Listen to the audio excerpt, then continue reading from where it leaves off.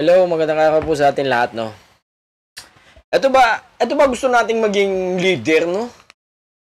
Sa bagay, ina, nagmumura na tuloy ako. 6 na taon ni Digong, ha? 3 taon ni Sara bilang isang sekretary ng education, tapos ang mga bata, ang alam, ay magmura, maglaro, mambastos.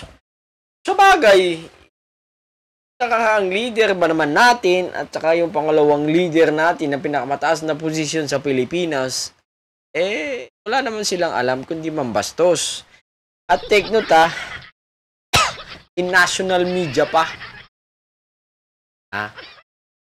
Hindi lubos, hindi nila tingid sa kaalaman nila ay ang daming nanonood sa kanilang mga bata. Ang bilis na ngayong mag-access ng mga bata sa internet. Diba? Pag nagtitrending sila, pinapanood to ng mga bata, ay putang ina, sabi ng bata. Hindi pala maganda mag-aral na lang. Sabi nga ni Digong, kung siya na mag-aral, 75 lang pwede na yan. Putang ina. Yan ang ginagawa ng mga leching kabataan ngayon. Nakakabanas. Parang mag-aaral, makakarating ka naman, makakapag-aral ka naman na hindi ka nag-aaral. Ha?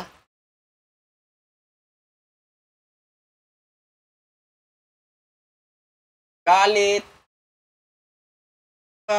pasto, kain ng Santa Papa, kain ng Diyos, kain ng murain, patay ng pumatay.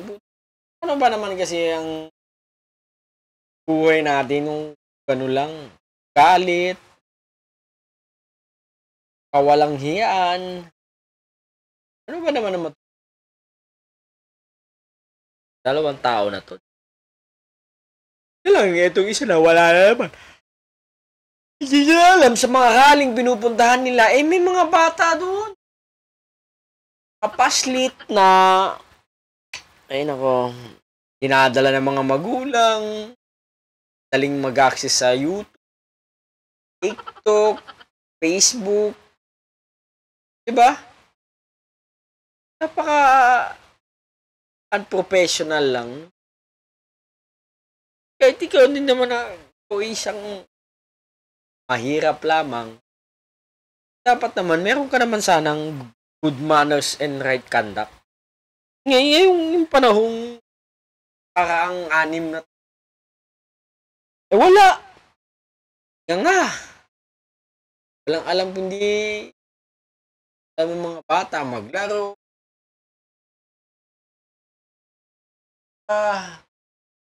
Patay. Ina. Panas lang.